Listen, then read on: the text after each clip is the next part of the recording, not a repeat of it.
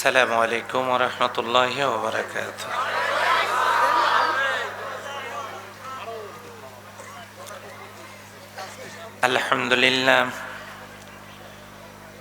আলহামদুলিল্লাহি নাহমাদুহু ওয়া নাস্তাঈনুহু ওয়া নাস্তাগফিরুহু ওয়া নাউযু বিল্লাহি মিন শুরুরি আনফুসিনা ওয়া মিন সাইয়্যাতি আ'মালিনা। من يهد الله فلا مضل له ومن يضلل فلا هادي له ونشهد أن لا إله إلا الله وحده لا شريك له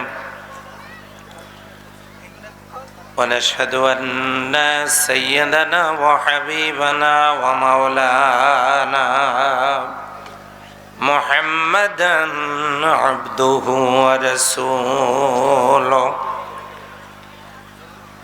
الذي أرسله بالحق بشيرًا ونذيرًا وداعيًا إلى الله بإذنه وسراجًا منيرًا فقد قال الله تعالى في كلامه المجيد وفرقانه الحميد। একটু আওয়াজ দিয়ে আমার সাথে পড়া যাবে? সবাই পড়ে নেন। আউযু বিল্লাহি মিনাশ শাইতানির রাজীম। বিসমিল্লাহির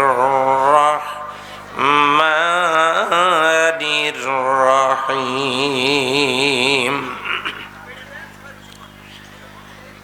التائبون العابدون الحامدون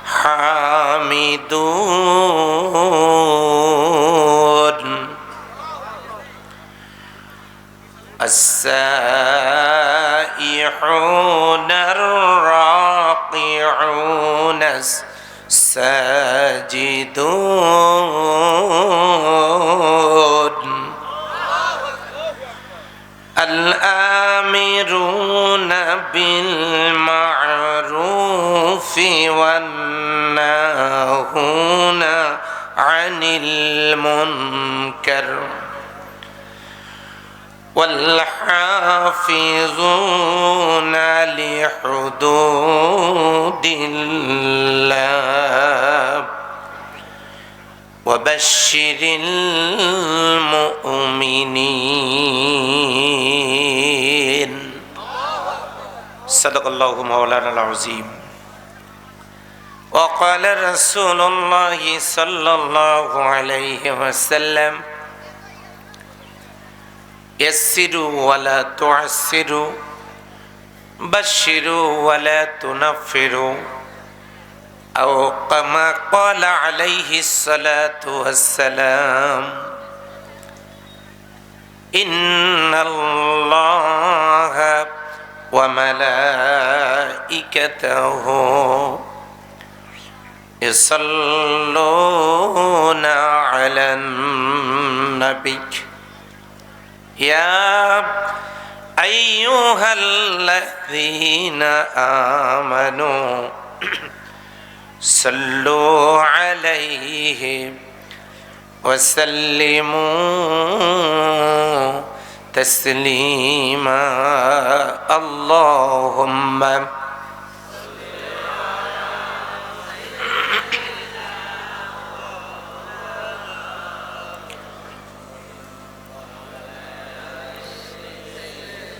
কষ্ট হচ্ছে মোহাব্বতের সাথে আল্লাহুম্মা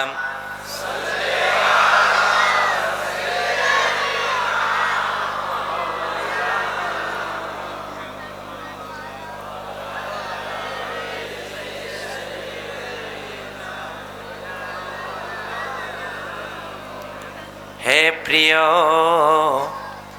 হে রাসূল হে নেতা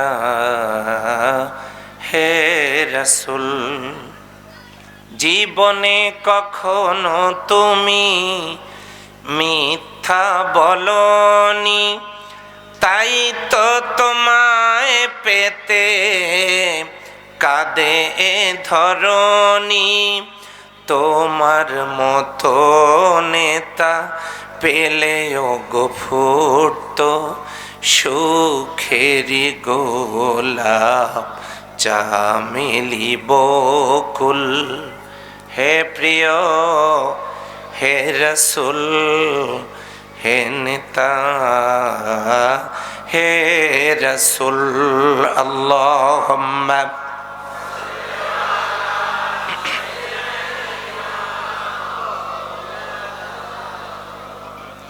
ওয়া আলা আলি।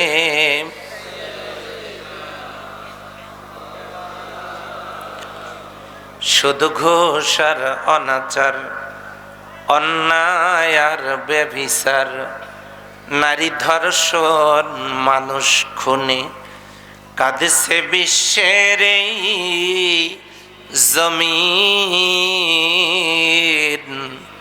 বিদায় হতে চলেছে তোমার রক্তে মাখা দিন। কালিমা পড়েন লা ইলাহা ইল্লাল্লাহ।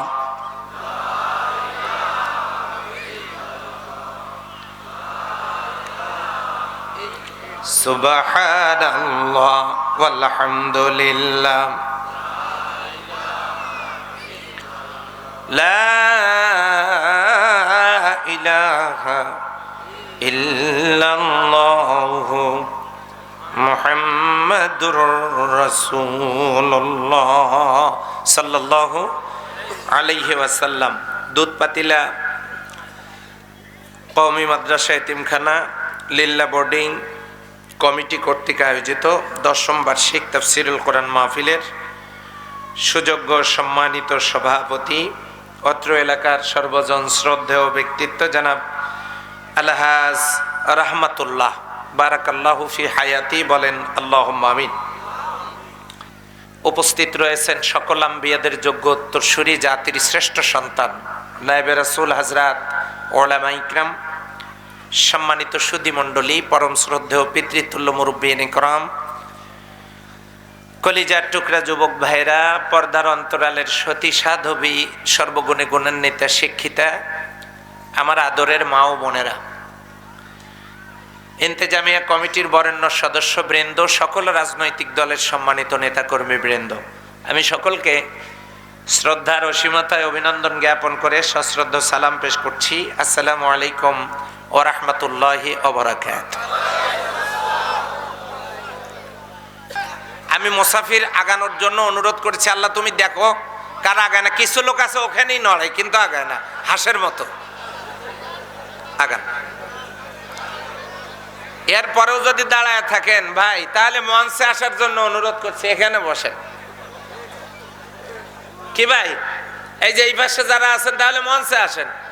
ওই আমার খোকন ভাই আছেন এখানে, ওনার পাশে আসেন। কষ্ট হইল? তাহলে একটা তাকবীর দেন। এই তাকবীরে হবে না, ওই জন্য চেয়ারম্যান সাহেব ভারপ্রাপ্ত, ভার বোঝা বহন করতে করতে গায়ের গোশত নাই। আওয়াজ কি বাড়বে না কমবে? জোরে।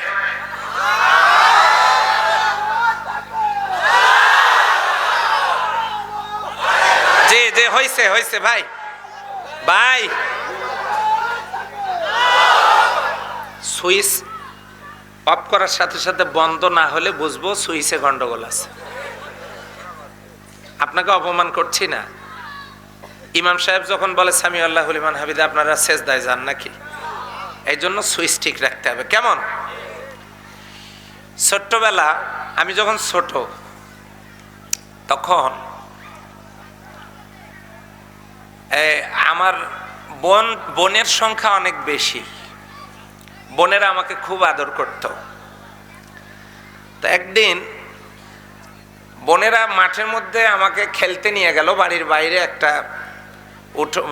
একটা জমি আছে ওইখানে, সেখানে নিয়ে গিয়ে বললো যে আজকে শুধু খেলাধুলাই হবে না, খাওয়া দাওয়াও হবে।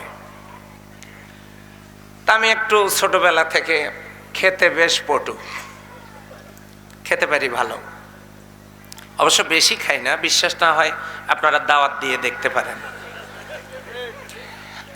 যেই না শুনেছি খাওয়ার কথা তখন আর কি আনন্দ আমার। তো বোনেরা শর্ত দিল যে তোমরা যাও একটু খেলাধুলা করে আসো, আমাদের রান্নাটা রেডি হোক। যথেষ্ট আত্মবিশ্বাস নিয়ে আমরা খেলতে গেলাম, ছোট ছোট বাচ্চারা। আমি ওই সময় ক্লাস 1 ফার্স্ট ইয়ার কি সেকেন্ড ইয়ারে পড়ি না, ওই যে ওয়ানে যে 2টা ক্লাস আছে না, ছোট 1 বড় 1, তারে কোনো একটাতে পড়ি আমি ওই সময়। তারপরে আমি খেলতে গেলাম, সবাই খেলতে গেলাম। তারপরে কিছুক্ষণ পর বোনদের পক্ষ থেকে আহ্বান জানানো হলো, খাবার রেডি, আসো, লাইন হয়ে বসো। লাইন হয়ে বসলাম। তো প্লেটের পরিবর্তে আমাদের হাতে দিল একটা করে পাতা, না না কাঁঠাল পাতা। কি আর করি, অসহায়ভাবে বসে থাকলাম। খাবার পরিবেশিত হচ্ছে, এখন পোলাও পরিবেশিত হচ্ছে। তো পোলাও বানাইছে কোনগুলো জানেন? সোয়ামিলের কাঠের ঝুড়াগুলো, এগুলো নাকি পোলাও। এরপরে সেখানে গোশত বিতরণ করা হচ্ছে, ইটের খোয়াগুলো, এগুলো একটা করে দিল। আমি তো এরকম অসহায় ভাবে ধরে আছি, দেখি কোন দিকে যায় অবস্থা। এরপরে সবজি দিল, গাছের কিছু কাঁচা পাতা। এরপরে এক পাশে দিল পায়েস, বালুর মধ্যে কিছু পানি দিয়ে ওইটা নাড়ে, ওইটা পায়েস। এখন বলা হলো আমাকে না, যারা ছিলাম, খাদ্য পরিবেশন শেষ, বলা হলো খাওয়া শুরু করো। আমি তো এরকম খাবার জিন্দিগিতে খাই নাই। আমি এটার দিকে এদিকে সেদিকে দেখতেছি কে কেমনে খায়। তো পাশে যারা ছিল তারা এগুলো এখানেই নাড়াচাড়া করে মুখের কাছে এনে বলল, দারুণ টেস্ট হয়েছে। এই দৃশ্য দেখার পর আমার মনে হলো, যেটা খাইলই না, মুখের ভিতরেই দিল না, তার আবার টেস্ট কি বুঝি নাই আমি ওই দিনের খাবারটা। এখন সেই কথাটা এখানে বলার কারণ হলো, আমি যদি সেদিন ওই খাবারটা খেতাম, আমি কি সুস্থ থাকতাম, ভালো থাকতাম? কাজে খাবারটা ভালো খাবার ওই দিন ছিল। আসতে বলেন, ছিল। এইটা ছিল পচা খাবার, এইটা ছিল খারাপ খাবার, এইটা ছিল নষ্ট খাবার, যা কেউ খায় না, খেতে পারে না, খেলে সুস্থ থাকে না, থাকতেও পারে না। এ কথা যদি সঠিক হয়, বেঁচে থাকার জন্য তাহলে কি খাবারের দরকার? ভালো, টাটকা, পচে নাই, দুর্গন্ধ নাই, ভেজাল নাই, এমন খাওয়াই তো খাওয়া দরকার। কথা বলে ঠিক কিনা? তাহলে বাঁচার জন্য যদি ভালো খাবার দরকার হয়, তাছাড়া মানুষ সুস্থ থাকতে না পারে, বিশ্বাস করেন জীবন ভালোভাবে পরিচালনার জন্য সুস্থ জিনিসের দরকার, নির্ভেজাল জিনিসের দরকার। পচা খাবার দিয়ে যেমন সুস্থ থাকতে পারবেন না, আল্লাহর কোরআন বাদ দিয়ে পৃথিবীতে কোথাও শান্তি আসে নাই, আসবেও না। কথা বলে ঠিক কিনা? তাহলে সব সময় টাটকা, সব সময় ভালো, সব সময় সুন্দর, সব সময় সজীব যে জিনিস, তার নাম কি? আল কোরআন। সেই কোরআন এখন আমার সামনে। এটা নিয়ে তাফসীর করার জন্য আমাকে রংপুর থেকে আসতে হতো না। যদি বাংলাদেশের সমস্ত প্রতিষ্ঠানগুলোতে, বাংলাদেশের কথা বলবো না, পৃথিবীর সমস্ত শিক্ষা প্রতিষ্ঠানগুলোতে 100 নম্বরের কোরআন আর 100 নম্বরের হাদিস সিলেবাসের অন্তর্ভুক্ত করা হতো, তাহলে রাত জেগে আর তাফসীর শোনা লাগতো না। কিন্তু নাই, কিন্তু নেই। গোটা পৃথিবীর কোন প্রতিষ্ঠানে, স্কুল, কলেজ, ইউনিভার্সিটি, গোটা পৃথিবীর আন্তর্জাতিক প্রতিষ্ঠানগুলোতে যদি সিলেবাসভুক্ত করা হতো আমার আল্লাহর কিতাব, রাসূলের হাদিস, তাহলে তাফসীর করা লাগতো না, মানুষ বুঝে ফেলতো আল্লাহর কালাম। কথা বলেন ঠিক কিনা? যেহেতু নেই, সেই জন্য আমাদের খোকন ভাইয়েরা, চেয়ারম্যান মহোদয়, তারপরে দলমত নির্বিশেষে সকল রাজনৈতিক দলের নেতৃবৃন্দ আল্লাহর কোরআন শোনানোর জন্য আমার মতো একজন নগণ্য মানুষকে রংপুর থেকে আপনারা দাওয়াত দিয়ে এখানে এনেছেন। আমি যদি কোরআন থেকে কথা বলি আপনাদের কষ্ট হবে? থাকবেন শেষ পর্যন্ত ইনশাআল্লাহ। আল্লাহ কবুল করুন, সবাই বলেন আমিন। তাহলে দলমত নির্বিশেষে আগে যেভাবে আউযুবিল্লাহ বিসমিল্লাহ পড়ছেন, তাতে মহিলা প্যান্ডেলে ওনারা চিন্তায় পড়ে গেছে যে আমরা ছাড়া ওখানে কোনো পুরুষ মানুষ নাই। তো একটু আওয়াজ দিয়ে পড়েন, আউযু বিল্লাহি মিনাশ শাইতানির রাজিম, বিসমিল্লাহির রাহমানির রাহিম। বিতাড়িত মুরতাদ, শয়তান থেকে আল্লাহর দরবারে আত্মরক্ষা করছি, দয়াময় আল্লাহর নামে শুরু করছি। সূরা আত-তাওবা নবী করিম সাল্লাল্লাহু আলাইহি সাল্লামের মাদানী জিন্দেগিতে অবতীর্ণ। মোট আয়াত 129, রুকু 16টা, তেলাওয়াত করেছি একটি মাত্র আয়াত, আয়াতের নাম্বার 112। আওয়াজ দিয়ে বলেন আলহামদুলিল্লাহ। এবারে বলেন কোন সূরার 112 নম্বর আয়াত? সূরা তাওবা। এত আয়াত থাকতে কেন আমি এই আয়াতটা নিলাম? তার একটা কারণ আছে।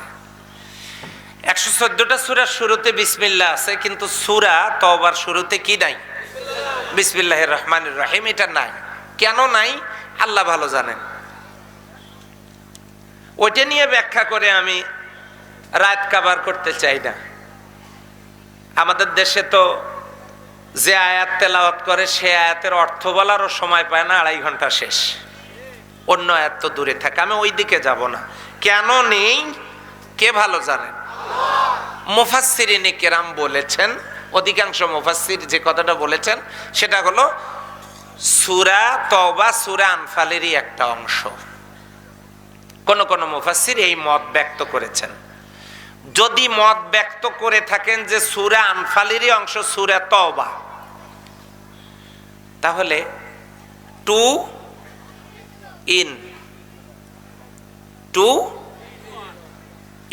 মানে দুইটা একখানে, বাস এখান থেকেই চলে যাই টুইন টাওয়ারে, যেটা আমেরিকায় অবস্থিত। টু ইন, একটার সাথে আর একটা, একটার মধ্যে আর একটা, তার মানে এটা থেকে এইটাতে যাওয়া যায়, মাঝখানে যোগাযোগ ব্যবস্থা আছে। আল্লাহু আকবার। কোথায় সেটা? কথা বুঝতে হবে, সেটা কোথায়? আমেরিকায়। 2001 সালে এটা ধ্বংস হয়েছে। কি দিয়ে ধ্বংস হলো? দুইটা বিমান দুইটা বিল্ডিং এ হামলা করেছে। শুনেছেন আপনারা? এখন আসেন সূরা তাওবার 109 নম্বর আয়াত। ওই বিল্ডিংটা ছিল 109 তালা, এ পাশেরটাও 109 তালা, এ পাশেরটাও 109 তালা। সূরা তাওবার 109 নম্বর আয়াত। ধ্বংস হয়েছে 2001 সালে। সূরার শুরু থেকে ওই পর্যন্ত গণে দেখেন 2001টা শব্দ। এরপরে আসেন কোরআন শরীফের এই সূরা তাওবা 9 নম্বর সূরা, ওটা ধ্বংস হয়েছে 9ম মাস সেপ্টেম্বর মাসে। তারিখ হলো 11, এটা 11 নম্বর পারা। বুঝতে কি কষ্ট হচ্ছে নাকি? আফামান আসাসা বুনিয়ানুহু, ওখানে আল্লাহ বলেছেন তারা কি ঘর নির্মাণ করেছে তাকওয়ার মানদণ্ডে নাকি ধ্বংসস্তূপের কিনারে? সাফা জুরুফিন হার। ইতিহাস খুলে দেখা গেল টুইন টাওয়ার যেখানে নির্মিত হয়েছে ওই রাস্তাটার নাম ছিল সাফা জুরুফিন হার। সম্মানিত ভাইয়েরা, এমনি করে প্রায় 12 থেকে 14টা বিষয় মিল আছে সূরা তাওবার 109 নম্বর আয়াতের সাথে টুইন টাওয়ারের ধ্বংসের ঘটনার। তার মানে টুইন টাওয়ার ধ্বংস হয়েছে 2001 সালে, কোরআন নাজিল হয়েছে 1400 বছর আগে। সম্মানিত ভাইয়েরা, তাহলে বোঝা যাচ্ছে কিয়ামত পর্যন্ত কোরআন হলো অলওয়েজ আপডেট। সুবহানাল্লাহ বলেন। টুইন টাওয়ার যে ধ্বংস হবে সে কথার ইঙ্গিত আল্লাহ আজ থেকে 1400 বছর পূর্বে সূরা তাওবার 109 নম্বর আয়াতে দিয়েই দিয়েছেন। আপনারা খুলে দেখবেন 10ম আয়াতটা। এইগুলো মিলায় নেবেন, দিন, তারিখ, সময়, বার, মাস, এগুলো সব মিলাবেন কিভাবে, ওখানে নেটে সার্চ দিয়ে দেখবেন মিলে যাবে। এরপরে 10 নম্বর আয়াতে কি হইলো দেখেন, যারা হামলা করবে এটা শুধু মনের ভিতরে খুঁতখুঁতি থাকবে কিয়ামত পর্যন্ত, কিন্তু হামলাকারীর রহস্য তারা উদ্ঘাটন করতে পারবে না। আমেরিকা এত বড় একটা রাষ্ট্র আজও পর্যন্ত এই 20টি বছরের ভিতরে তারা আজও আবিষ্কারই করতে পারেনি টুইন টাওয়ারে হামলা কারা করেছে, কোন দেশ করেছে।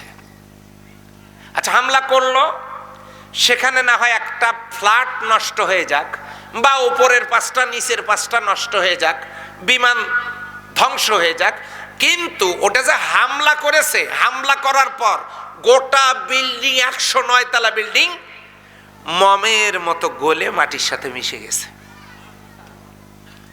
বিমানটা কোথায়, তার পার্টস গুলো কোথায়, তার কোনো উদ্ধার কোনো কিছুই হয় নাই। কোন দিক থেকে এসেছে, কারা, কোথা থেকে, কেমনে এই হামলাটা চালিয়েছে, আজও পর্যন্ত আমেরিকার মতো রাষ্ট্র 20 বছরের কোনো তথ্য উদ্ঘাটন করতে পারেনি। এখানে 110 নম্বর আয়াতটা খুলে দেখবেন, এটা তাদের মনের মধ্যে কি করবে। এই যে লা ইয়াজালু বুনিয়ানুহুমুল লাযী বানাও রিবাতান ফি কুলুবিহিম, তাদের অন্তরের মধ্যে চুলে পুড়ে খাবে এদেরকে, কিন্তু এরা রহস্য উদ্ঘাটন করতে পারবে না। তাহলে এতগুলো প্রামাণ্য চিত্র থাকার পরেও আমরা কি বলতে পারি না টুইন টাওয়ার হোক অথবা সেটা অন্য কোনো বিল্ডিং হোক, এরকম বিল্ডিং ধ্বংসের ইঙ্গিত আল্লাহ আগেই দিয়েছেন? আল্লাহ দিতে পারেন কি পারেন না? এরকম একটি বাস্তবতা থেকে আমি আপনাদের আলোচনা শোনাতে চাই। আমার আলোচনার সাবজেক্ট টুইন টাওয়ার না। ভুল বুঝবেন না যে টুইন টাওয়ার ধ্বংসের জন্য আল্লাহ কোরআন নাজিল করেছেন, না। কিয়ামত পর্যন্ত কি ঘটবে এটা আমার আল্লাহর নলেজে আছেন না নাই? জোরে বলেন আছে না নাই? কাজে আমি শুধু এই জন্য বলছি, আমি একটা ইম্পর্টেন্ট জায়গা থেকে আমি আপনাদেরকে আজকে আলোচনা পেশ করতে চাই। কষ্ট হবে আপনাদের? আমি যে একটা তেলাওয়াত করেছি সেটার নাম্বার জানো কত? হ্যাঁ, এদিকে বলছে 109, আসলে তেলাওয়াত করেছি 112। আমি 9-এর ঘটনাটা বললাম, টুইন টাওয়ারের ঘটনাটা। টুইন টাওয়ারের হামলাকারীর ঠিকানা উদ্ধার করতে পারবে না কিয়ামত পর্যন্ত। চ্যালেঞ্জ, পারবে না, পারবে না, পারবে না, সম্ভব না। এটা 10 নম্বর আয়াতের ঘটনা। 11 নম্বর আয়াত বাদ দিয়ে আমি 12 নম্বর আয়াত তেলাওয়াত করেছি।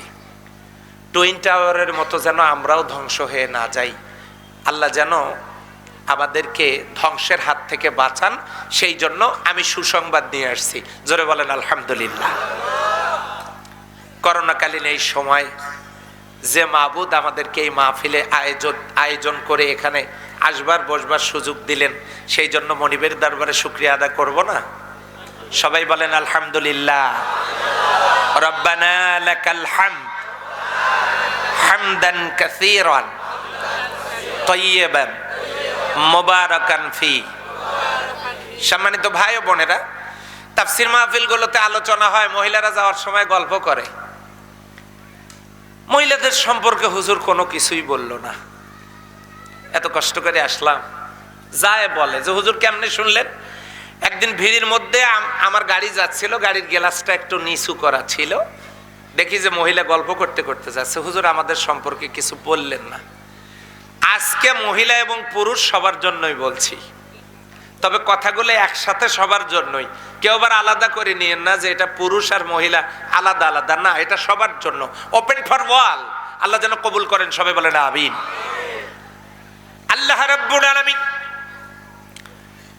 কোরআনুল কারীমের সূরা তাওবার 112 নম্বর আয়াতে ঘোষণা করলেন, গুরুত্বপূর্ণ কয়টি কাজের কথা বলেছেন, যে কাজগুলো করলে দুনিয়ার কোনো মানুষ না, আমার আল্লাহ রব্বুল আলামিন তাদের জন্য সুসংবাদ দিয়েছেন। জোরে বলেন সুবহানাল্লাহ। আমরা সুসংবাদটা পরে নেব, কাজগুলো আগে বুঝে নেই। কথা ঠিক কিনা?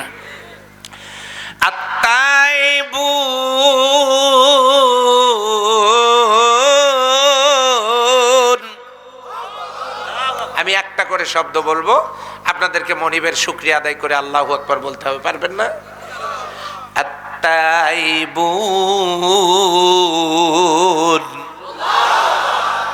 তওবাকারীদের জন্য সুসংবাদ। তওবা কি? হুজুর এসার সময় তো বললাম আস্তাগফিরুল্লাহ রাব্বি মিন কুল্লি যামবি ওয়া আতুবু ইলাইহি, এত বলছি তো, তওবা তো করছি, 5 ওয়াক্ত সালাতেই তো করি। আসলে এই গতানুগতিক তওবার তওবা বোঝা আলাদা জিনিস। তওবার নিয়ম 3টা। জোরে বলেন কয়টা? আল্লাহ আমি ভুল করেছি, যা পাপ করেছি এ পর্যন্ত আমি কি করেছি? এটা কি শুধু সরকারি দলকে দোষ দিলে হবে? বিএনপির দোষ নাই? বিএনপির দোষ দিলে হবে? জাতীয় পার্টির দোষ নাই? জাতীয় পার্টির দোষ দিলে হবে? অন্য কোনো দলের দোষ নাই? সবাই আমরা কিছু না কিছু ভুল করেছি, ভুল হতেই পারে। তওবার নিয়ম কয়টা? 1 নাম্বার, নিজ ভুলের স্বীকৃতি দেয়া। আল্লাহ আমার ভুল হয়েছে। অর্ধেক শাস্তি মনে হয় এই কথাটাতেই মাপ হইল।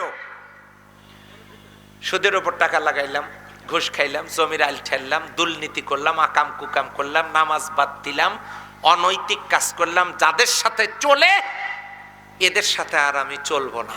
কয়টা হলো? 1 নাম্বারটা কি মনে নাই? আল্লাহ আমি কি করেছি? 2 নাম্বার, এই ভুল জিন্দেগিতে আর কোনোদিন করব না। 3 নাম্বার, যাদের সাথে চলিয়া এই ভুল হইছে তাদের সাথে আর চলবো না।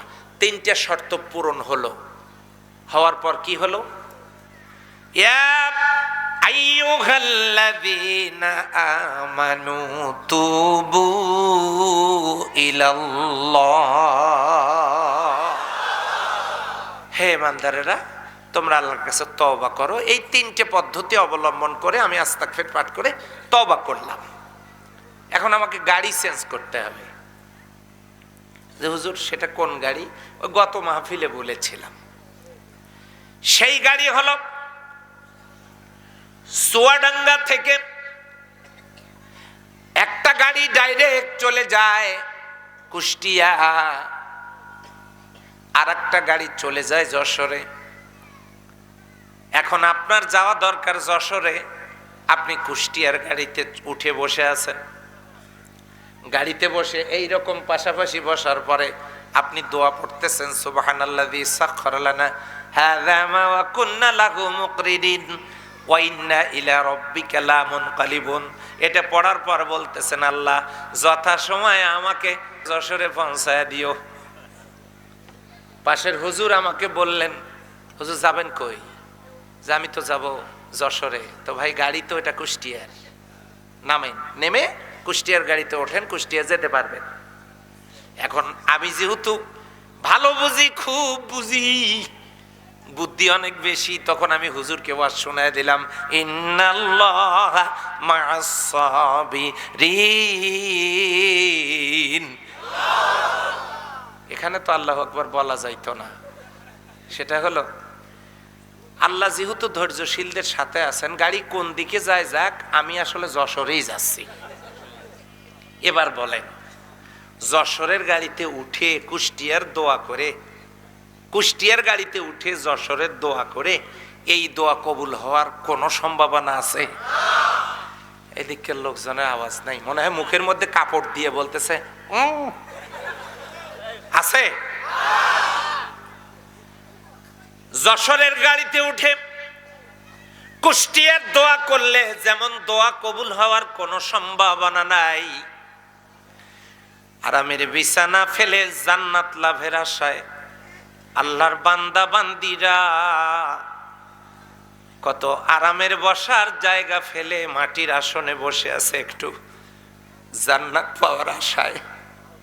ও আল্লাহর বান্দা বান্দিরা, এই যদি হয় তামান্না জান্নাতে যেতে চাই, বিশ্বাস করেন ভাইরা, জান্নাতের গাড়িটার নাম হলো কোরআন। আল্লাহর নবী বলে দিয়েছেন, মান করাল কোরআন ফাস্তাজহারাহু ফাহাল্লা হালালাহু ওয়া হাররামা হারামাহু আদখালাহুল্লাহুল জান্নাহ। যে ব্যক্তি কোরআন পড়লো, বুঝলো, আমল করলো, হালাল হারাম মেনে চললো, এই কোরআন তাকে সুপারিশ করে আল্লাহর জান্নাতে নিয়ে যাবে। এই জন্য জান্নাতে যাওয়ার গাড়িটার নাম হলো আল্লাহর কোরআন। এই কোরআন আপনি পড়লেন না, এই কোরআন আপনি বুঝলেন না, এই কোরআন আপনি পড়তেও পারলেন না, এর অর্থ আপনি জানলেন না, কোরআনের মাহফিল শুনলেন না, থাকলেন না, তাফসীর বুঝলেন না, সারাটা জীবন কোরআনের বিপক্ষে আপনি চললেন, কোরআনের বিরোধিতা করলেন। কোরআন নিয়ে কোরআনের কথা শুনলে গা জ্বালাপালা হয়ে যায় আপনার। আপনি শয়তানের পথে, শয়তানের গাড়িতে চড়ে, ও আল্লাহর বান্দা বান্দিরা, আমি যেটা বলতে চাই সেটা হলো, যশোরের গাড়িতে যেমন চড়ে কুষ্টিয়ার যাওয়ার দোয়া কবুল হয় না, ঠিক তেমনি মানুষের তৈরি করা শয়তানের গাড়িতে চড়ে আল্লাহর জান্নাতে যাওয়া যায় না। আল্লাহর জান্নাতে যাওয়ার জন্য যে গাড়ির দরকার সেটির নাম হলো আল্লাহর কোরআন। আজকে দলমত নির্বিশেষে জিজ্ঞাসা করতে চাই, আজকে থেকে করোনাকালীন সময় আমি মুসাফির, আপনার যদি আমার ব্যাপারে কোনো অভিযোগ থাকে, কোনো রকমের মন খারাপ যদি থাকে, আমি আপনার পায়ের ধুলোগুলোকে আমার চোখের সুরমা বানায় নিচ্ছি। আমার ভাইয়েরা, ও আল্লাহর বান্দা বান্দিরা, জিজ্ঞাসা করতে চাই, আজকের মাহফিল থেকে বাড়িতে গিয়া যতদিন বাঁচবো আল্লাহর জান্নাতে যাওয়ার গাড়ি আল্লাহর কোরআনের সাথেই থাকবো। কারা কারা আল্লাহকে হাত দেখা? আল্লাহ কবুল করুন, বলেন আমিন। আরো জোরে বলেন আমিন। গাড়ি বদল করলেন, মানুষের তৈরি করা চিন্তা চেতনার গাড়িতে জীবন শেষ করে দিয়েছি। আজকে থেকে সিদ্ধান্ত আপনি নিলেন গাড়ি পরিবর্তন করবেন। এবারে তওবা হলো। তওবা যখন হলো, আল্লাহ রব্বুল আলামিন কি ঘোষণা দিলেন দেখেন, কুল ইয়া ইবাদিয়াল্লাযীনা আসরাফু লা তাকনাতু মির রাহমাতিল্লাহ ইন্নাল্লাহা ইয়াগফিরুয যুনুবা জামিআ ইন্নাহু হুয়াল গফুরুর রহিম। হে আমার আদরের বান্দারা, গুনাহ করে করে নিজের জীবনটাকে ক্ষত বিক্ষত করেছো, কোনো টেনশন করো না, দুশ্চিন্তা করো না। লা তাকনাতু মির রাহমাতিল্লাহ, আমার রহমত থেকে নিরাশ হইও না। তওবা যখন করেছো, ইন্নাল্লাহা ইয়াগফিরুয যুনুবা জামিআ, আমি আল্লাহ তোমাদের জিন্দেগীর গুনাহগুলোকে মাফ করে দেব। শুধু মাফই করব না, ইউবাদদিলুল্লাহু সাইয়্যাতিহিম হাসানাতিন, তোমাদের জিন্দেগীর গুনাহগুলোকে আমি সওয়াব বানায় দিব। কত বড় ঘোষণা আমার আল্লাহর! চিল্লা বলেন আল্লাহু আকবার। কত নাম্বার আয়াত থেকে আলোচনা শুনছি? কত, কিসের 12? সূরা তওবার 112। তাদের জন্য সুসংবাদ যারা তওবাকারী। আমরা কি সেই তওবাটা করে নিতে পারবো? এখন বলছি, আমার সাথে করে নেন। অনেকের মুখস্থ নাই, জিন্দেগিতে পড়েনও নাই। এইটার ফজিলত এমন, পাহাড় পরিমাণ সমপরিমাণ গুনাহ যদি থাকে আল্লাহ মাফ করে দিবেন, কিন্তু মন থেকে পড়তে হবে। পড়েন, আল্লাহুম্মা আনতা রব্বি লা ইলাহা ইল্লা আনতা খালাকতানি আনা আবদুকা ওয়া আনা আলা আহদিকা ওয়া ওয়া'দিকা মাস্তাতা'তু আউযু বিকা মিন শাররি মা সানা'তু আবুউ লাকা বিনি'মাতিকা আলাইয়া ওয়া আবুউ বিযামবি ফাগফিরলি ফাইন্নাহু লা ইয়াগফিরুয যুনুবা ইল্লা আনতা। এইটার নাম সাইয়্যিদুল ইস্তিগফার। আমরা তওবা করে নিলাম, আমাদের জন্য আছে সুসংবাদ। আস্তে করে বলেন সুবহানাল্লাহ। কে দিবেন? দিবেন, এই আয়াতেই দিবেন। অপেক্ষা করেন, ওয়েট ফর সাম টাইম। আল্লাহ রাব্বুল আলামিন বলেন, 2 নাম্বার যেটা কর্মসূচি আল্লাহ রাব্বুল আলামিন দিলেন সেটা হলো আল্লাহ আবিদুন,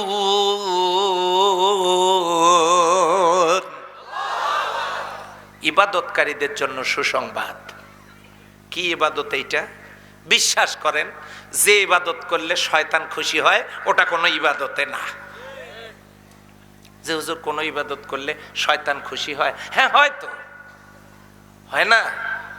তাসবিহ টানতেছে সুবহানাল্লাহ 49 কোটি, আলহামদুলিল্লাহ 37 লাখ, সুদের উপর টাকা 3 লাখ, 5 ওয়াক্ত নামাজ নাই, জুমার দিনে মসজিদে গিয়ে হাজির। শয়তানও হাসে মাঝে মাঝে, তুই আমার খাঁটি লোক। শয়তান বলে তুই আমার খাঁটি উম্মত। আমি কাউকে ইন্ডিকেট করে বলছি না, আমি কি কোনো দলীয় কথা বলছি? আল্লাহ আবিদুন, ইবাদতকারীদের জন্য সুসংবাদ। এবারে আসেন, ইবাদতটা বুঝি নেই। সূরা ফাতিহার ভিতরে আপনি চাইছেন ইয়্যাকা না'বুদু ওয়া ইয়্যাকা নাস্তাঈন। আল্লাহ তোমার ইবাদত এখন করছি, মসজিদ থেকে বের হয়েও তোমার ইবাদত করব। তার মানে মসজিদে ইবাদত যার, মসজিদের বাইরেও হবে ইবাদত তার। খুব সুন্দর বুঝতেছেন আপনারা আমার মনে হয়। নড়াচড়া করবেন না, অ্যাটেনশন প্লিজ। মশা খাচ্ছে আপনাদের, আগামী দিনে ব্যবস্থা হবে ইনশাআল্লাহ। আমি খোকন ভাইকে বলে যাবো, খোকন ভাই সামনের দিকে আপনারা একটু দিয়ে দিন যাতে করে আর মশা না আসে। চেয়ারম্যান মহোদয় মনে থাকবে ইনশাআল্লাহ। জি, তাহলে ইবাদত হবে কার জন্য? আমাদের সমাজে ইবাদত করে মানুষ মানুষের জন্য। কিরকম?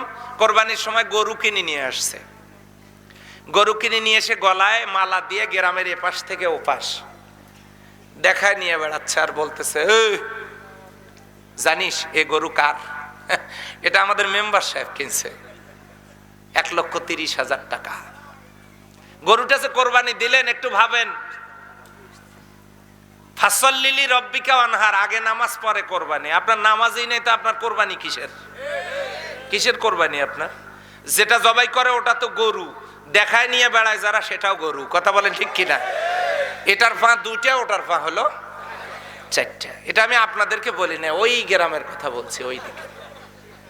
এরকম লোক আমাদের সমাজে আছে না নাই? হজ করতে যায়, নামের আগের দিকে আলহাজ না লিখলে মন খারাপ করে। আর আমি 25 বছর থেকে তাফসীর মাহফিল করে একটা ভিজিটিং কার্ড করতে পারলাম না। হজ তো আল্লাহ আমাকে 3 বার করাইছে, নামের আগের দিকে সবকিছু দেওয়া নিষেধ। এনারা কত কি দিয়েছে আল্লাহই ভালো জানে। ওনারা আমাকে ধাক্কা দিয়ে ভেস্তে পৌঁছায় দিতে চায়। কত বিশেষণ, আলহাজ না লিখলে মন খারাপ করে, আছে না নাই? এরকম হাজী সাহেব, অথচ মেয়েকে ঠকায়া ছেলের নামে জমি লিখে দিয়ে গেছে, ছেলেকে ঠকায় মেয়ের নামে জমি লিখে দিয়ে হজ করে আসছে। এটা হলো সাইনবোর্ডদারি হাজী। আল্লাহর দরবারে 4 আনার মূল্য নাই। কথা বলে ঠিক কিনা? যাকাত দেয়, দান করে। এই যে আপনারা দান করলেন, টাকা তো দিলেন সবাই। এই আমাকে 10টা 20-এ না উঠায়া আপনারা তো এই টাকাগুলো একসাথে সবাই দিয়ে, হুজুর যেহেতু অনেক দূর থেকে আসছে, একসাথে সবাই দেয়। নাম তো আল্লাহই জানে, সবারই নাম জানে। হুজুর দোয়া করে দেবে, সবাই এর ভাগিদার হবে। আমরা সময় নেব না, তাড়াতাড়ি করে মঞ্চে দিয়ে হুজুরকে নিয়ে আসেন, কথা শুনবো। এটা করা যেত না? যায় কি করে? ওই যে স্লোগানটা হবে না, জসিম ভাই 13.5 টাকা। এখন এই যে জিন্দাবাদ মারহাবার স্লোগান নেওয়া লাগবে মাইক দিয়ে, সেই জন্য দেই নাই। এসেছি 7:45, দিলেন 10টা 20-এ। কেন একবারে টাকাগুলো দেওয়া যেত না? আপনারই তো সময়ের গুরুত্ব দিলেন না, পারতেন, দিলেন না। ওই জিন্দাবাদ মারহাবাটা একটু দরকার। ফাওয়াইলুল লিল মুসাল্লিন আল্লাযীনা হুম ইউরাউন, যারা লোক দেখানো কাজ করে আল্লাহ তাআলা বলেন ওয়াইলুন ওয়াইলুন ওয়াইলুন, এদের জন্য ওয়েল দোজক ওয়েট করতেছে।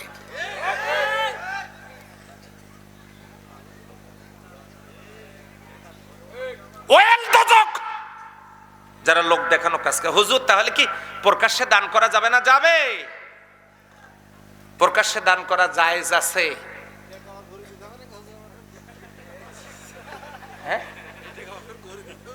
না না না, দিতে হবে না, আমি ওটা বলতেছি না তো। কি সেটা? সিররাম ওয়া আলানিয়া, কোরআনের আয়াত। হাফেজ সাহেব হুজুর আছে না নাই? কোরআনে আছে না নাই? সিররাম ওয়া আলানিয়া, গোপন এবং প্রকাশ্য দান দুটেই জায়েজ। তো আপনার প্রকাশ্যে একবারে মঞ্চে দিয়ে যান, 5,000, 10,000, 50,000, 1 লাখ। আমাদের সম্মানিত চেয়ারম্যান সাহেব খোকন ভাইরা আছেন, ওনারা 50,000, 1 লাখ করে দিয়ে দিবেন, হয়ে গেল। একবারে দিয়ে দেবেন, টাকার স্তূপ হবে, বক্তা আওয়াজ শুরু করবে।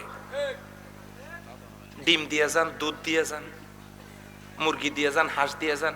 এটা মুরগ দিয়েছেন কেন? এটা তো ডিম পারে না, ডিমওয়ালা একটা দিয়ে যান। নাকের ফুল দিয়ে যান, মাথার ফিতে দিয়ে যান। এইসব এইভাবে করে করে কেন? We are Muslim ummah, we are great, we are latest. আমাদের একটা অ্যাক্টিভিটিস থাকবে, আমাদের একটা আন্তরিকতা থাকবে। আমরা যেন ইবাদতটা কার জন্য করতে পারি? সকল ইবাদত করব কার জন্য? বউ দেখাবো কার জন্য? ওই যে বলছে আল্লাহর জন্য বউ দেখাবে মানুষকে। মা বোনেরা এখানে এসেছেন, পর্দা করব কার জন্য? না না, আপনারা না, তারা পর্দা করা দরকার। কার জন্য করা দরকার? মা বোনদেরকে বলবো, মা বোনেরা, বাড়ির মানুষগুলো ছাড়া, শ্বশুর শাশুড়ি, আপন ভাই, আপন বাবা মা ছাড়া, your body just only for your husband, not others, অন্য কারো জন্য না। আপনি শুধু বডিটা একটু ঢেকে রাখবেন, কিয়ামতের দিন আল্লাহ জাহান্নামটাকে আপনার থেকে ঢেকে রাখবেন। ব্যাস, এই কাজটুকু আপনি করা শুরু করে দেন। ইফটিজিং এর জন্য শুধু ছেলেরা দায়ী না, আমি 100% দায়ী ছেলেদেরকে করি না যে তাহলে কি হুজুর আপনি নারী বিদ্বেষী? না, আপনার তো ওড়না দিয়ে বুক ঢাকার কথা ছিল, কিন্তু সেই ওড়না গলা থেকে পিছনের দিকে গেল কেন? থাকার কথা সামনে, ওটা পিছনের দিকে গেল কেন? এর দ্বারা তো আপনি দাওয়াতি কাজ করতেছেন যে আমার দিকে দেখো, নাকি? তা আমার দেশের ছেলেরা সবাই অত পরেজগার না যে তোমার দিকে দেখবে না।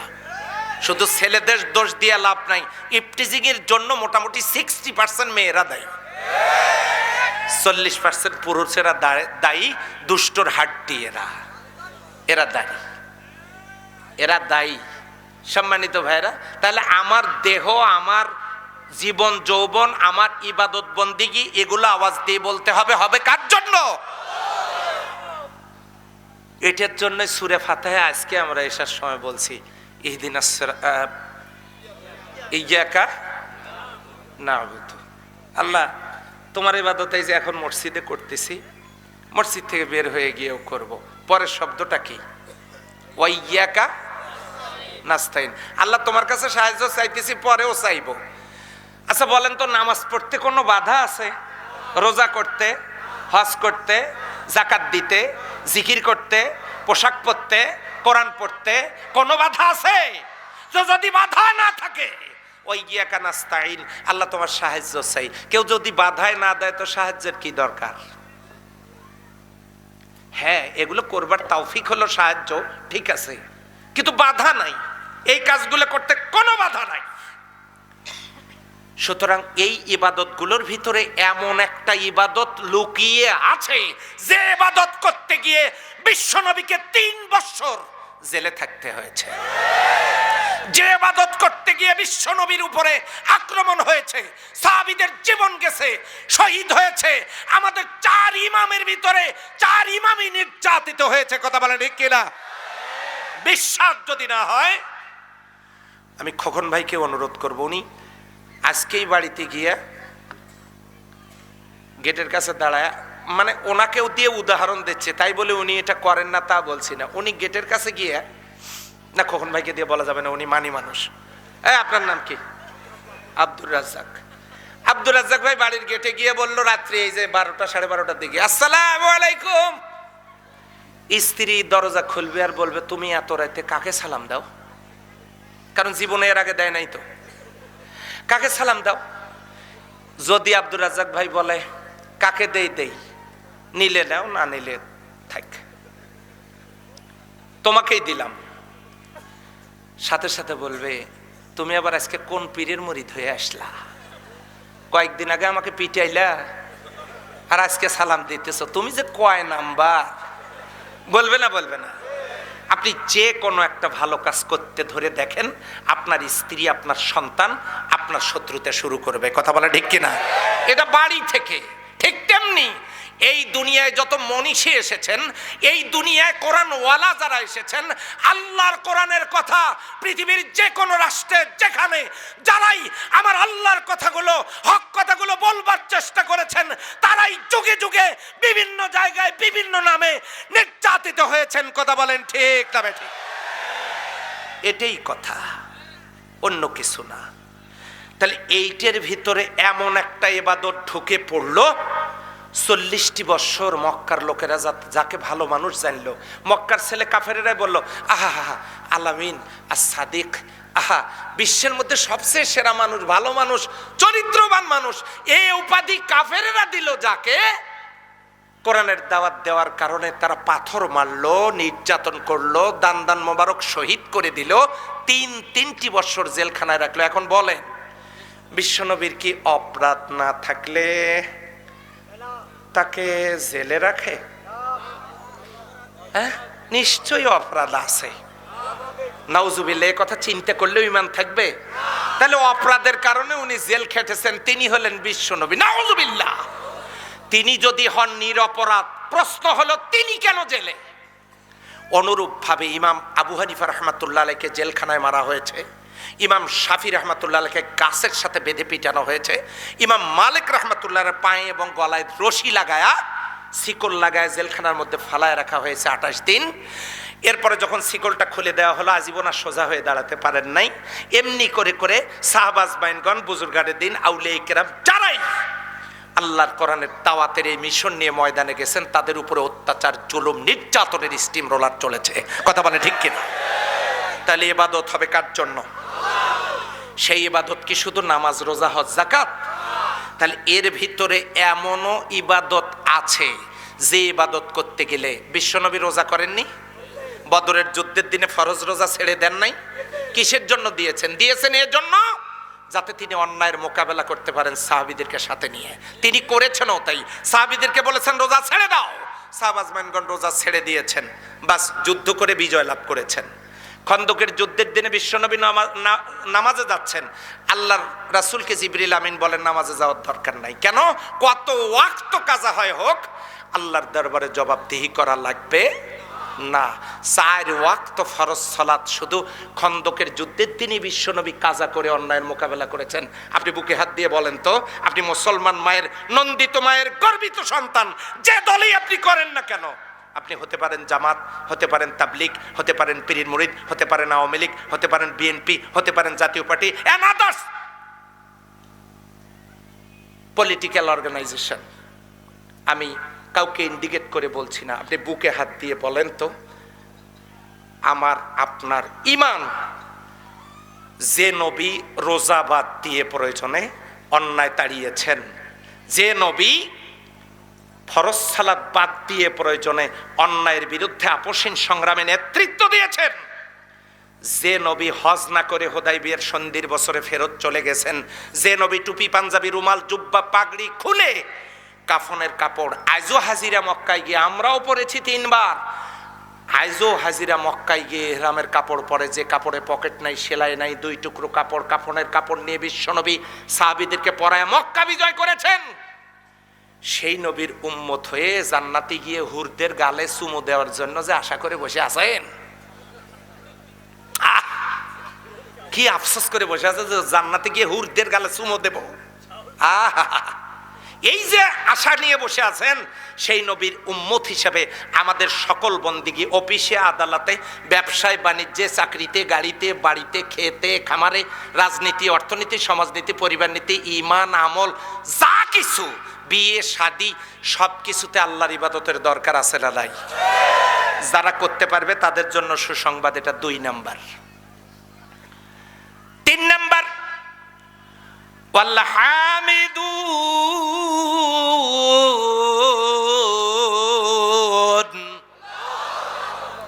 প্রশংসাকারীদের জন্য সুসংবাদ। হামদ, প্রশংসা হবে কার?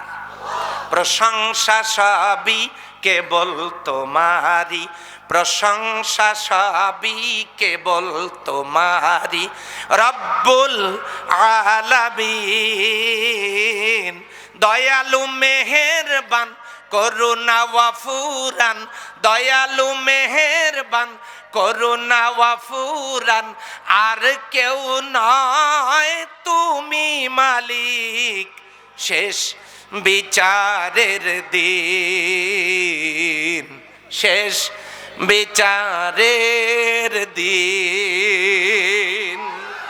প্রশংসা হবে কার? পেপসি খায় ঢেকুর দিয়ে প্রশংসা, তাই তো? তাহলে প্রশংসা কি জিনিস? প্রশংসা করলে লাভটা কি? আল্লাহ রাব্বুল আলামিন বলেন, লাইন শাকারতুম লাযিদান্নাকুম ওয়া লাইন কাফারতুম ইন্না আযাবি লাশাদীদ। তোমরা যদি আবার শুকরিয়া আদা করো, আমি তোমাদের নিয়ামতগুলো বাড়ায় দেব। আর যদি কুফরি করো, ইন্না আযাবি লাশাদীদ, তাহলে আমার শাস্তি কিন্তু শক্ত। কি? এইদিকে এইদিকে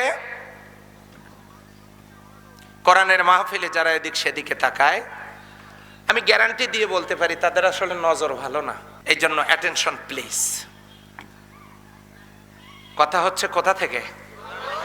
প্রত্যেকটা পয়েন্টে দলিল দিয়ে দিয়ে বলতেছি। প্রশংসা হবে কার? করে দেখেন কি হয়। বনি ইসরাইলের জামানার 3 জন লোক রাস্তা দিয়ে যাওয়ার সময় হঠাৎ বৃষ্টির তোরে একটা পাথর এসে গুহার মুখটা বন্ধ করে দিয়েছে। লোক 3 জন ধাক্কা মারলো, এই মারো জোরে। তাহলে উঠে গেছে নাকি? আমার ভাইয়েরা, অনেকক্ষণ ধাক্কা ধাক্কি করার পর পাথর যখন সরলো না, তাদের চিল্লেও কেউ শোনে না, এমন সময় তারা দুর্বল হয়ে পড়লো টেনশনে, চিন্তায়। এই দুর্বল যখন হয়ে পড়লো, তখন কি হলো লক্ষ্য করুন। একজন বললেন, ও আল্লাহর বান্দাবান্দির, ও আল্লাহর বান্দারা, আমরা 3 জন যারা আটকা পড়ে আছি এখানে, যদি আমরা মারাও যাই, দুনিয়ার কেউ জানে না যে আমরা এখানে আটকা পড়ে আছি। আমরা তো পাথর সরাতে পারলাম না। আজকে দেখি তো রবের জন্য জিন্দিগিতে কোনো প্রশংসা করে, জিন্দিগিতে কোনো ভালো কাজ করছিলাম কিনা, রবের জন্য করছিলাম কিনা, আল্লাহকে ভয় করে আল্লাহর কাছে আমরা সেই কথাটা তুলে ধরবো। দেখি আল্লাহ আমাদের এই বিপদ থেকে রক্ষা করতে নিশ্চয়ই পারবেন। আল্লাহ ছাড়া আজকে আমাদেরকে কেউ উদ্ধার করতে পারবে না। 3 জনের একজন বলল, রব্বুল আলামিন, আমি গরিব ছিলাম, সারাটা দিন মাঠের মধ্যে কোনো কাজ পাই নাই। এবার আমার স্ত্রী আমার জন্য সামান্য দুধ দহন করে রেখে দিয়েছিল। ওই দুধটুকুন আমি বাড়িতে যাওয়ার পরে আমার হাতে তুলে দিয়েছে। দুধটুকু আমি হাতে নিয়ে, আমি প্রচন্ড ক্ষুধার্ত, আমি খাবো, এমন সময় মনে পড়লো আমার তো ছোট্ট ছোট্ট 2টা বাচ্চা আছে। বাচ্চা 2টার কি অবস্থা? রুমের মধ্যে গিয়ে দেখি, আরে কলিজার টুকরে ছোট ছোট 2টা বাচ্চা ক্ষুধার্ত অবস্থায় ছটফট করতেছে তারা। আমার মনে হলো বাচ্চা 2টাকে দুধটুকু খাওয়াই দেই, কিন্তু না, আমি খাওয়ালাম না।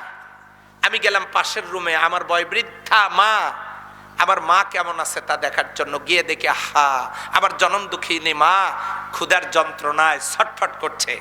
দুধের গ্লাসটা হাতে নিয়ে নিজে খাবো, নজর করে দেখি আমার প্রিয়তমা স্ত্রী, তার চেহারাটাও ক্ষুধায় মলিন। এই দুধটুকু ইচ্ছা হচ্ছিল আমার ছোট্ট ছোট্ট দুইটা বাচ্চাকে খাওয়াই দেই, কিন্তু আমি খাওয়ালাম না, স্ত্রীকে খাওয়াইলাম না, আমি নিজেও খাইলাম না। আমি এই দুধটুকু আমার জনম দুঃখিনী মায়ের মুখে তুলে দিয়েছিলাম। ও আল্লাহ, তুমি আমাকে তৌফিক দিয়েছো তাই মায়ের মুখে তুলে দিয়েছিলাম, তোমার প্রশংসা। আল্লাহ, তুমি দয়া করে পাথরের একটা অংশ সরিয়ে দাও যদি আমার এই কাজটা তুমি খুশি হয়ে থাকো। হাদিস শরীফে এসেছে, বলার সাথে সাথে পাথরের একটা অংশ সরে গেল। সুবহানাল্লাহ বলবেন না? যেটা ধাক্কা দিয়ে সরানো যাচ্ছে না সেটা এমনিতেই সরে গেল। ও যুবকেরা, এখান থেকে শিক্ষা কি? যাদের মা যাদের বাবা বেঁচে আছে, তোমরা যদি বাবা মার খেদমত করতে পারো, তোমরা যদি বাবা মার হক আদায় করতে পারো, বাবা মাকে সম্মান আর ইজ্জতের সাথে দেখতে পারো, তাদের মর্যাদা দিতে পারো, তাহলে কপালের উপরে দুর্ভোগের যত পাথর চেপে বসেছে সেই পাথর কি আমার আল্লাহ সরায় দিতে পারেন না? বাবা মারও উচিত সন্তানের মনের কামনা বাসনাটুকুর দিকেও খেয়াল করা। এই জন্য প্রথম পাথর সরে গেল মাকে খাওয়ানোর কারণে। দ্বিতীয় ব্যক্তি বললেন রব্বুল আলামিন, আমার একজন সুন্দরী তন্নি চাচাতো বোন ছিল। এই চাচাতো বোনটা দেখতে খুবই অনন্যা, 16 কলায় পরিপূর্ণ যৌবনচ্ছটা, কাজল কালো আখি, মায়া ভরা চোখ, খুবই অপরূপা সুন্দরী আমার এই চাচাতো বোনটা। তার সাথে আমি প্রেম নিবেদন করব। একদিন প্রস্তাব পেশ করলাম, সে আমাকে জবাব দিল, তুমি আমার সাথে প্রেমের জন্য প্রস্তাব দিয়েছো কিন্তু এমনিতেই হবে না, 100 দিরহাম লাগবে। সেই সময় 100 দিরহাম সংগ্রহ করা বড় কঠিন কাজ ছিল।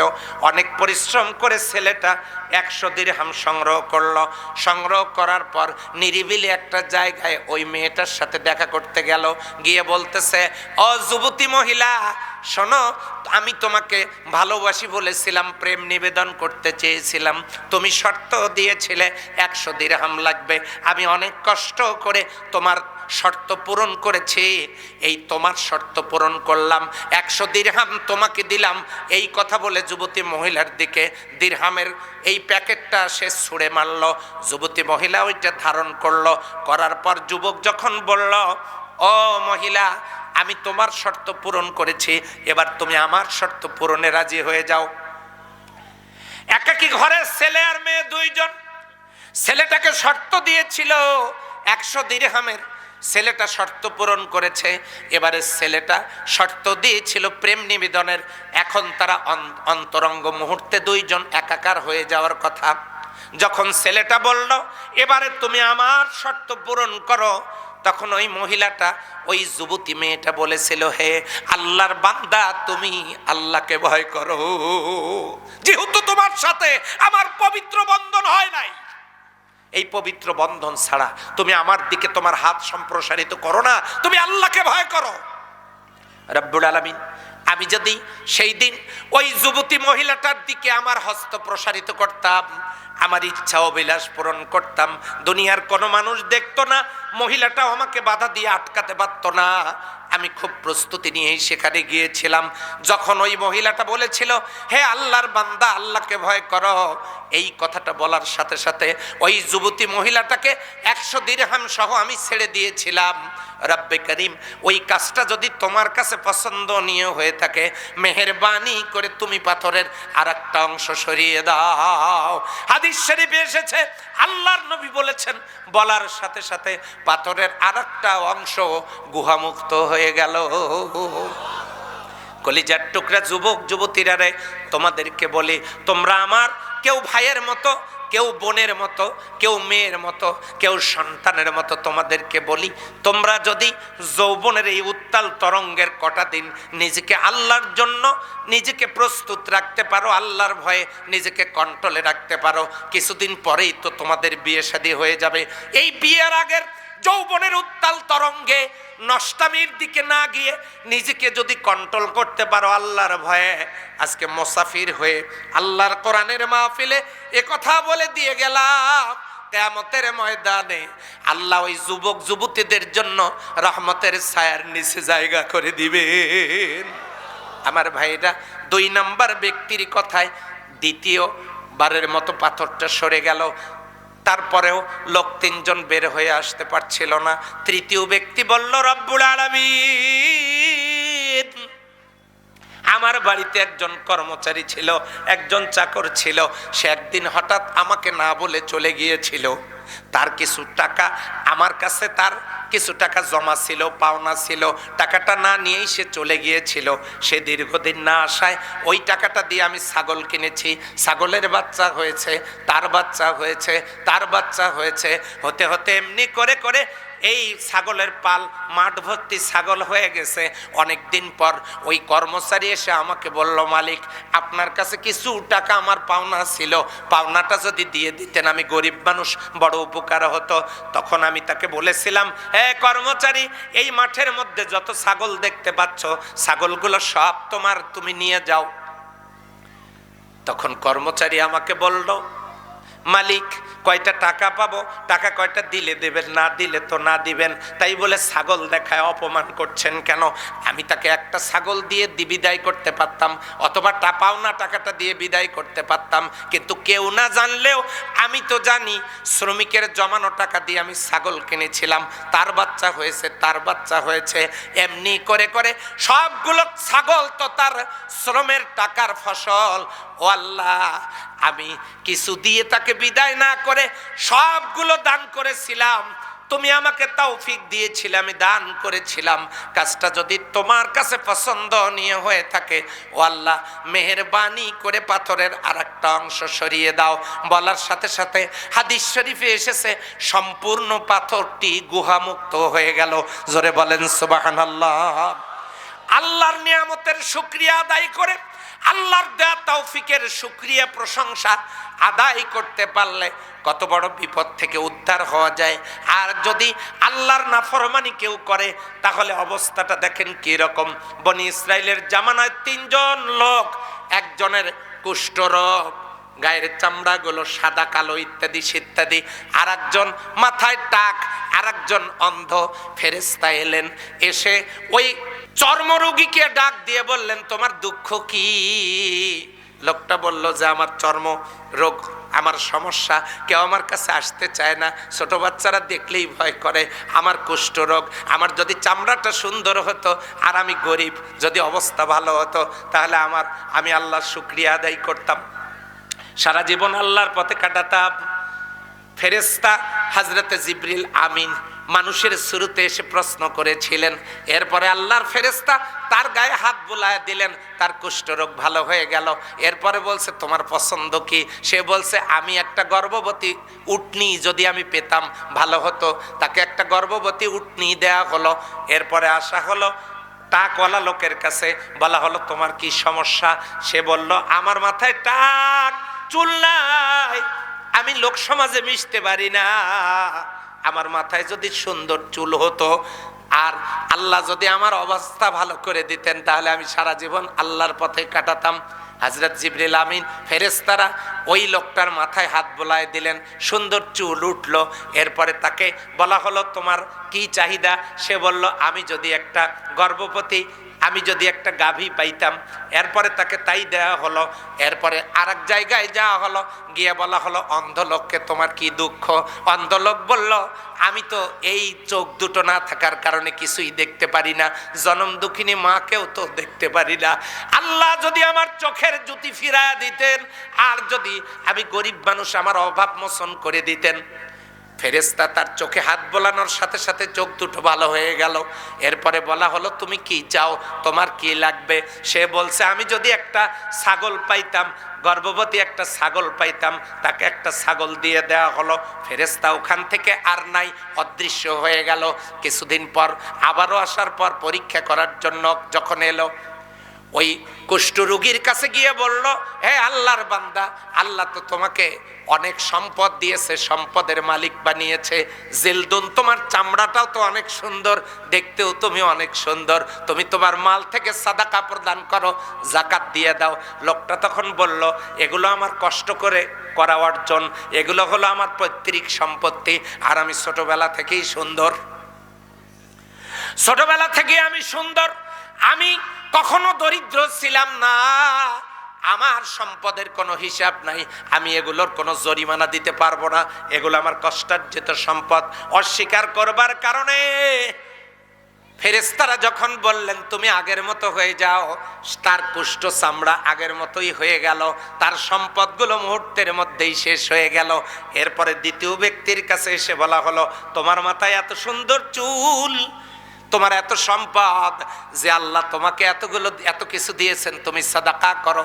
এই লোকটা অস্বীকার করলো, দিতে রাজি হলো না। সে বলল আমার জন্ম থেকেই চুল এত সুন্দর, আর আমার পৈতৃক সম্পত্তি, আমি এগুলো পেয়েছি। আল্লাহর দেয়াটাকে সে নাফরমানি করলো। ফলে ফেরেশতারা বলল তুমি আগের মতো হয়ে যাও। লোকটা আবারও টাকওয়ালা হয়ে গেল, সম্পদগুলো সব বশীভূত হয়ে গেল। তৃতীয় ব্যক্তির কাছে এসে ফেরেশতারা বললেন ও আল্লাহর বান্দা, আল্লাহ তোমাকে কি সুন্দর দুইটা চোখ দিয়েছেন, এত সম্পদের মালিক বানিয়েছেন। লোকটা তখন বলল হ্যাঁ, আমি অন্ধ ছিলাম, মায়ের মুখটাও দেখতে পারতাম না, আমি কিছুই দেখতে পারতাম না। আমার দয়াময় আল্লাহ আমার চোখের জ্যোতি ফিরায় দিয়েছেন, আমাকে সম্পদের মালিক বানায় দিয়েছেন। আপনার যত খুশি আপনি এখান থেকে নিয়ে যান। এই লোকটা শুকরিয়া আদায় করবার কারণে ও আল্লাহর বান্দা বান্দিরা, আল্লাহ কিন্তু সম্পদগুলো নিয়ে গেলেন না। হাদিস শরীফে এসেছে ইন্নাল্লাহ লা ইয়ানজুরু ইলা সুওয়ারিকুম ওয়া আমওয়ালিকুম ওয়ালাকিন ইয়ানজুরু ইলা কুলুবিকুম ওয়া আমালিকুম। আল্লাহ তাআলা কারো চেহারা সুরত সম্পদ দেখেন না, আল্লাহ দেখেন হৃদয়, আল্লাহ দেখেন তার কাজ। এই জন্য ফেরেশতা তাকে বললেন তোমাদের তিনজনের জন্য পরীক্ষা হলো, দুইজন পরীক্ষায় ফেল করেছে, আল্লাহ তোমাকে উত্তীর্ণ করেছেন। তোমার সম্পদ, তোমার জীবন ধন্য, তোমার সম্পদ ধন্য, আল্লাহ এটাতে বরকত দান করুন। বাকি দুইজনের সব শেষ, একজনেরটা পরীক্ষায় পাস। জোরে বলেন সুবহানাল্লাহ। সুতরাং আল্লাহর শুকরিয়া আদায় করার দরকার আছে না নাই? আরো জোরে বলেন। কি বলবো? আলহামদুলিল্লাহি রাব্বিল আলামিন। সারাদিন খাইলেন, ঘুমানোর আগে একবার বলেন না আলহামদুলিল্লাহ। এই ছেলেরা, এই বসো, ওদেরকে বসায় দেন তো, বসায় দেন, বসাও। আশ্চর্য তো, তোমাদেরকে এত আদর করি, তোমাদের জন্য এত দূর আসছি, শুধু কয়টা চকলেট আনি নাই। বসো। উনি উঠলেন কেন? ওরা কি রাগ নাকি? আমার ভাইরা, শেষ করে দিব? প্রশংসা হবে কার? কিছুই যদি করতে না পারেন শুধু কি বলবেন? বিড়ি খাওয়ার পরে আলহামদুলিল্লাহ বলবেন, সিনেমা দেখে বের হয়ে আলহামদুলিল্লাহ বলবেন, বউকে বেপর্দায় মার্কেটে নিয়ে গিয়া নিজে এতিমের মতো সাথে সাথে ঘুরিয়া আলহামদুলিল্লাহ পড়তে পারবেন? হ্যাঁ, নামাজ কাজা করে আলহামদুলিল্লাহ পড়তে পারবেন? যে কাজ করে আলহামদুলিল্লাহ বলা যায় না, ও কাজ কোনো মুসলমানের জায়েজ হতে পারে না। যা বলে আলহামদুলিল্লাহ বলা যায় তাই করা দরকার। কথা বলে ঠিক কিনা?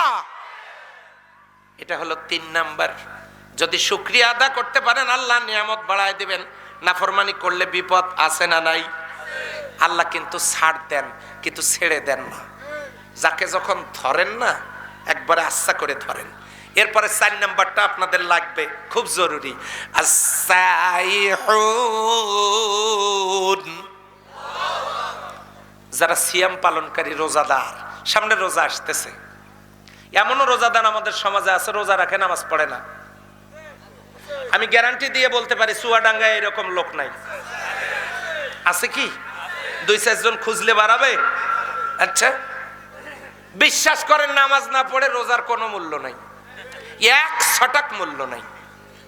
শোনেন, গোশত যদি রান্না না হয়, মায়ের কাছে যদি বলেন মা আমার একটু ঝোল দাও তো ভাতটা খাই, মা বলতেছে গোশতই তো নাই, গোশতই তো রান্না হয় নাই, তুমি ঝোল চাও কোত্থেকে? কয় না, গোশত রান্না না হোক, তুমি 2 চামচ ঝোল দাও আমারে। মা কি দিতে পারবে? তাহলে হোটেলে বসে পরাটা খাচ্ছেন, হোটেল মালিককে বললেন একটু মিষ্টি শিরা দেন তো। হোটেল মালিক বলছে ভাই দুঃখিত, আমরা কারিগর না আসার কারণে মিষ্টি বানাতে পারি নাই। যে হোক, মিষ্টি না থাকে, একটু শিরা দেন। দেবে নাকি কেউ?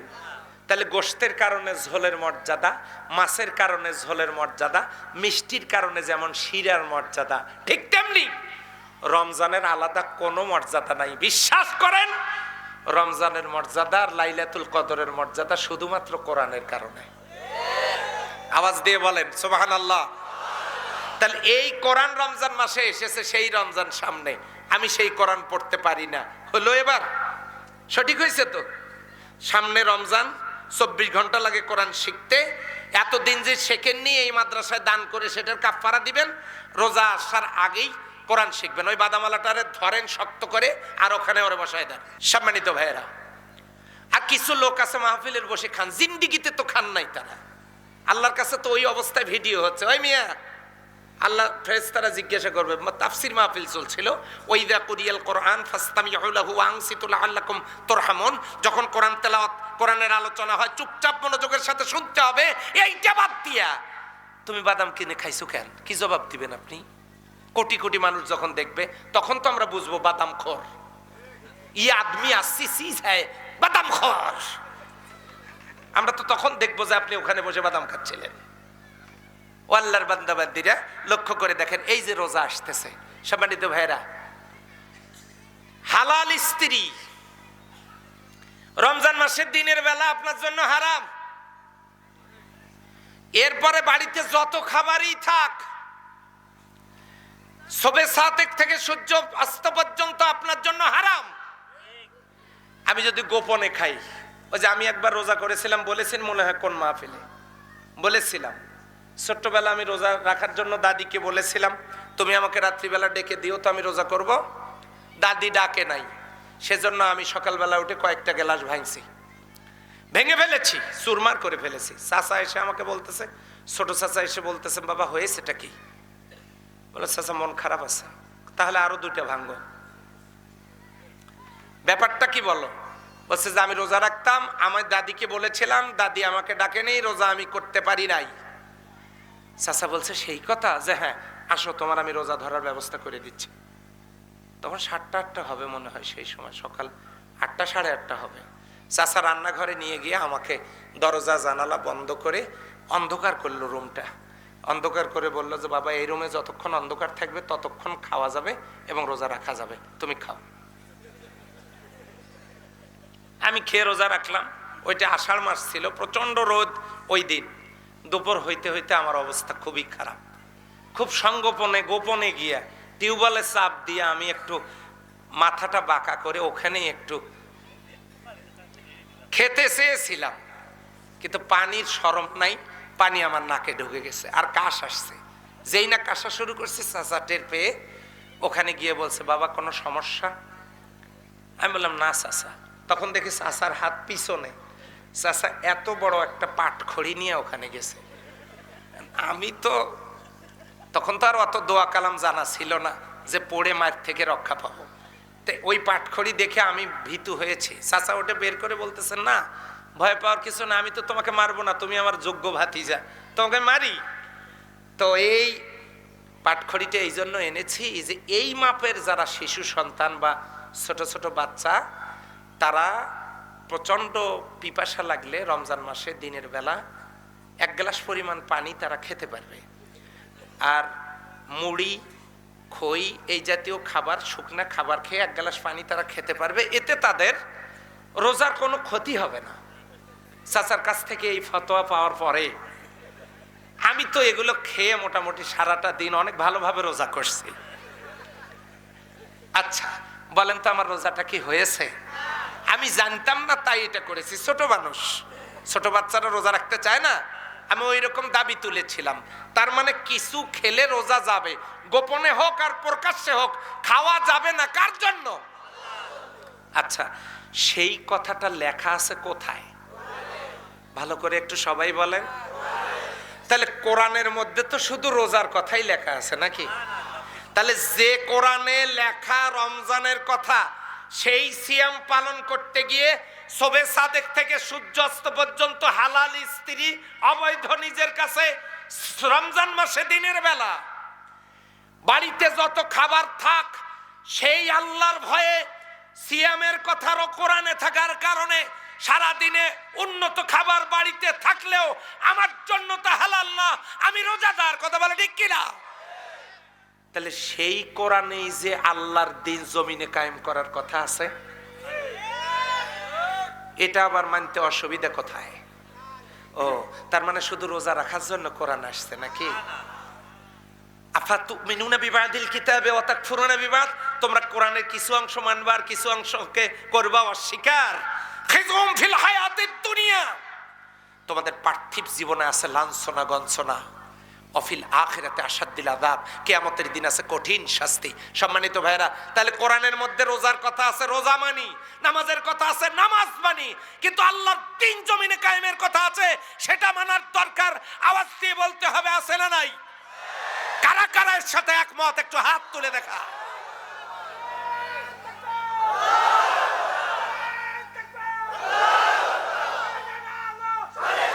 আলহামদুলিল্লাহ, হাত নামান। আমার ভাইরা, এ গেল 4 নাম্বার। 5 নাম্বার, আর-রাকিউন,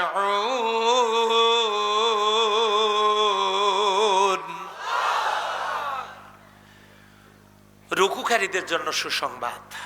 হুজুর রুকু তো করি, নামাজের সময় রুকু করি না? আল্লাহ বলেছেন, ইয়া আইয়ুহাল্লাযীনা আমানু রুকউ ওয়াসজুদু ওয়া'বুদু রাব্বাকুম, রুকু করো, সিজদা করো, তোমাদের রবের জন্য এগুলো করো। এটা তো আমরা করি, কিন্তু এখানে রুকুকারীর ব্যাখ্যাটা কি?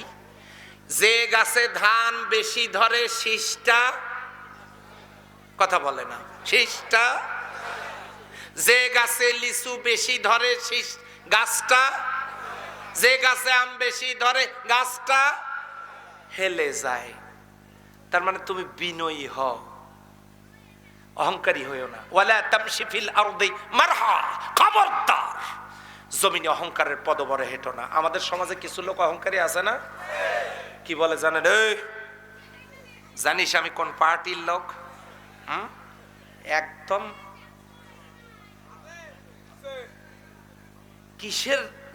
কিসের যুবকের অহংকার, কিসের অহংকার? রূপের। ও বোনেরা, পর্দার অন্তরাল থেকে যারা শুনছেন শুনুন, যুবকদেরকে বলছি, এই চামড়া চিরদিন টাইট থাকবে না, লুজ হয়ে যাবে। কিসের অহংকার? স্বাস্থ্যের, যৌবনের। যৌবন থাকবে না, ভাটা পড়ে যাবে। কিসের অহংকার? টাকা পয়সার, গাড়ি বাড়ির, পাওয়ার, অমুক গ্রামের মাতব্বর। কিসের? ঘুড়ির দিকে চেয়ে দেখেন তো, ঘুড়ি আকাশে যখন ওড়ে, কি মাতব্বর, কি পাওয়ার। মাঝে মাঝে একটা উল্টে পাল্টা ড্যান্সও দেয়, হ্যাঁ, থাকে আকাশে, আর মনে মনে বলে গোটা আকাশ আমার মামু বাড়ি। কিন্তু বিকেল বেলা যখন টান শুরু হয়ে যায়, মারো টান, যখন টান শুরু হয়ে যায় তখন ঘুড়ি বলে, আমারে টানে কে? কে টানে? কাছাকাছি এসে দেখে সেই চুয়াডাঙ্গার ছেলেরা, সাংঘাতিক কঠিন শক্ত, তারা টানতেছে। ঘুড়ি তখন ডিসিশন নয়, তোদের কাছে যাব না। এদিক যায় একবার, ওদিক যায় একবার, পালানোর রাস্তা খোঁজে, পালানোর রাস্তা খোঁজে। প্রয়োজনে সে চিন্তা করে যে প্রয়োজনে বিদ্যুতের তারে পেঁয়াজ দিয়ে আত্মহত্যা করব। কিন্তু চুয়াডাঙ্গার ছেলেরা শুকনা বাঁশ এনে মারো ঘুতে বাঁশ দিয়ে টেনে নামায়, থাকতে দেয় না বিদ্যুতের পলে। গাছে যায়, থাকতে পারে না, ছোট বাচ্চা উঠে গাছ থেকে নামায়। ঘুড়ি গাছে আত্মহত্যা করার জন্য যায়, বিদ্যুতের পোলে যায়। গাছ, বিদ্যুতের পোল কিছুই যদি না থাকে, ঘুড়ি যুবকদের হাতে ধরা দেবে না, এই ভয়ে সে নিজে নিজে আত্মহত্যা করার জন্য আছাড় খেয়ে ঠাস করে মাটিতে পড়ে। কথা ঠিক কিনা? তারপরেও চুয়াডাঙ্গার ছেলেরা কি তাকে ছাড়ে? হ্যাঁ, এই মারো টান টেনে নিয়ে আসে। তো ঘুড়ির ডোর যদি থাকে হাতে, মাতবরি করে কোনো লাভ নাই। আজকে যাদের যে রকমের অহংকার, বলে দিতে চাই, শুনুন, আমার আল্লাহর কাছে আছে ডোর। যখন টান দেবে না, তখন পালায়া লুকোচুরি খেলে কোনো লাভ নাই। আল্লাহ বলেছেন, আইনামা তাকুনু ইউদরিকুমুল মাউতু ওয়ালাউ কুনতুম ফি বুরুজিম মুশাইদা। বিরাট বড় অট্টালিকার মাঝে থেকে নিজেকে বাঁচাতে চাও, পারবে না। ওয়ানশন সূচির দিকে তাকাও, সেনাবাহিনীর নিরাপত্তা বেষ্টনীতে অং সান সূচি কি নির্মম অত্যাচার করেছিল আমার রোহিঙ্গার, আমার মায়ানমারের মুসলিম ভাই বোনদের উপরে। অং সান সূচি কি কখনো মনে করেছিল যে আমার জীবনের এই করুণ ট্র্যাজেডি নেমে আসবে? তাকে শুধু গ্রেফতারই করা হয় নাই, ক্ষমতাচ্যুতই করা হয় নাই, বরং অং সান সূচিকে রিমান্ডে নিয়ে তার উপরে শারীরিক নির্যাতন চলছে। আজকে ডোনাল্ড ট্রাম্প মনে করেছিল আমি গোটা বিশ্ব কাঁপাবো, কত বড় অহংকার। সেই ডোনাল্ড ট্রাম্পের একটা হোটেল ছিল, আপনারা শুনে অবাক হবেন, ক্রেন দিয়া টেনে হেসড়ে সেই হোটেলটা নামায়া তাদের সেই হোটেলটা, ডোনাল্ড ট্রাম্পের হোটেলটা জমিনের সাথে নিশ্চিহ্ন করে দিয়েছে আমেরিকার জনগণ। আমেরিকার বর্তমান প্রশাসন, বাইডেনের প্রশাসন নাস্তে নাবুদ করে দিয়েছে। সম্মানিত ভাইরা, যিনি যে অবস্থায় শরীর, স্বাস্থ্য, টাকা পয়সা, ধন দৌলত, কোনো কিছুর গর্ব অহংকার করা ঠিক না। কেন? সকল গর্ব কেবল আল্লাহর খাটে। কথা বলে ঠিক কিনা? আল্লাহ কেবলমাত্র গর্ব করতে পারেন, আমাদের তো কিছুই গর্ব করার নাই। 2 বার পাতলা পায়খানা, 1 বার বমি, আর আছে কোনো খবর? শেষ। আল্লাহ বলেছেন ওয়ালা তামশি ফিল আরদে মারহা। আমার এই শ্রোতারা মাগরিবের পর থেকে বসে আছে, তাদের জন্য বিরিয়ানির প্যাকেট দেন।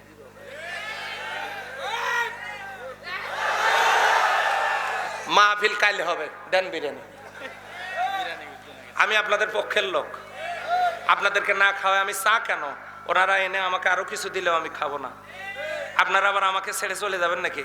ওই যে উনি উঠছে, হুজুর কিভাবে যেতে হয় দেখাচ্ছি। আপনারা থাকবেন তো ইনশাআল্লাহ? কারা কারা থাকবেন হাত তুলে দেখান। লিল্লাহে তাকবীর। আল কোরআনের আলো, দুনিয়ার মুসলিম। তাহলে কি সিদ্ধান্ত নিতে পারি অহংকার করব না? আচ্ছা, এটা কয় নাম্বার গেল? 5।